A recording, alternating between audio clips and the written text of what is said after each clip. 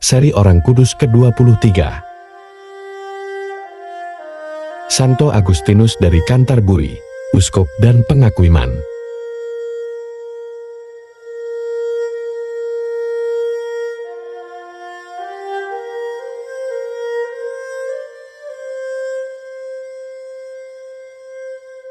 Saya, Agustinus. Orang mengenal saya sebagai Santo Agustinus dari Canterbury. Saya adalah Uskup Agung pertama Canterbury, Inggris dan sering dianggap sebagai Rasul Inggris. Begini kisah saya. Saya lahir pada awal abad ke-6 dari keluarga kelas menengah bangsa Romawi. Saya adalah seorang biarawan Benediktin dan menjadi kepala biara Santo Andreas di Roma menggantikan Santo Gregorius Agung yang diangkat menjadi Paus. Pada tahun 595, Paus Santo Gregorius Agung memilih saya bersama 40 biarawan lain untuk suatu misi yang biasanya dikenal sebagai misi Gregorian. Saya diminta untuk memimpin misi ke Inggris dengan tujuan mengkristenkan dan mewartakan Injil kepada Raja Ethelbert dari Kerajaan Kent, Inggris beserta rakyatnya. Kerajaan Kent diperintah oleh Raja Ethelbert, yang menikah dengan seorang putri Kristen bernama Bertha, putri dari Raja Karibert pertama, salah satu Raja Frank Merovingian, Perancis.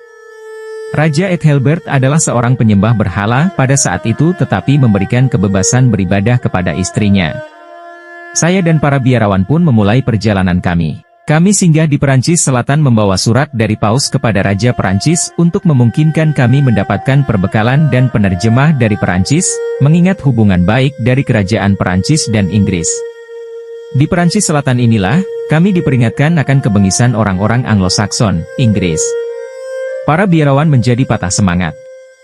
Mereka mendesak saya agar bersama-sama kembali dan mendapatkan izin Paus untuk membatalkan seluruh rencana itu.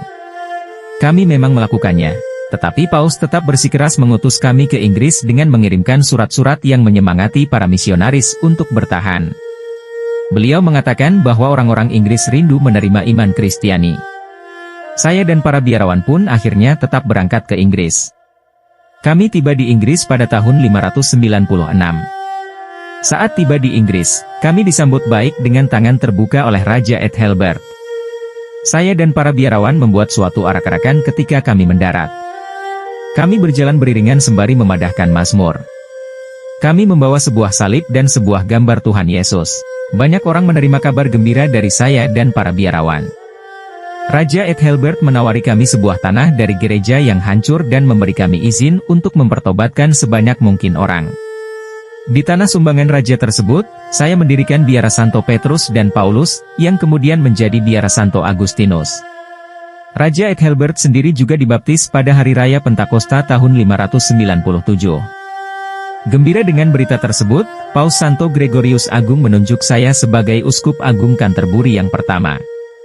Setelah menerima pentahbisan uskup di Arles, Perancis, saya kembali ke Kent dan dengan antusias melanjutkan misi saya. Pada hari Natal 597, saya telah membaptis hampir 10.000 orang Anglo-Sakson. Saya kerap menulis surat untuk memohon nasihat Paus. Saya meminta nasihat Paus mengenai sejumlah masalah, termasuk bagaimana mengorganisasi gereja, hukuman bagi perampok gereja, panduan tentang siapa yang boleh menikah dengan siapa, dan pentahbisan uskup. Topik lainnya adalah hubungan antara gereja-gereja di Inggris dan Perancis, persalinan dan baptisan, dan kapan diperbolehkannya umat menerima komuni dan bagi seorang imam untuk merayakan misa. Dan Paus Santo Gregorius pun banyak memberi saya nasihat-nasihat kudus pula atas segala masalah yang saya utarakan. Selama karya saya di Inggris, Tuhan melakukan banyak mukjizat melalui saya. Ketika Paus mendengar tentang banyak mukjizat, dia menulis surat kepada saya, memperingatkan saya untuk tidak membiarkan mukjizat itu menambah harga diri saya. Katanya, "Aku tahu, saudaraku yang terkasih, bahwa Tuhan yang Maha Kuasa, melaluimu, menunjukkan mukjizat yang besar.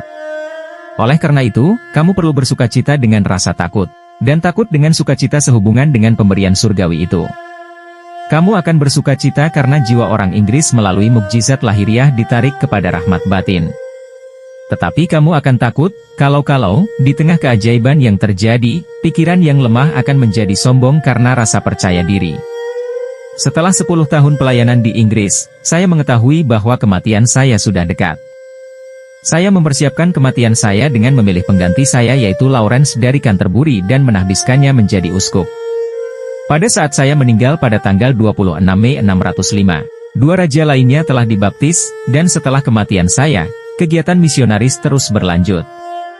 Kultus saya sebagai santa terus berlanjut dalam tradisi Gereja Katolik Roma dan Gereja Anglikan, yang diperingati setiap tanggal 26 Mei setiap tahunnya.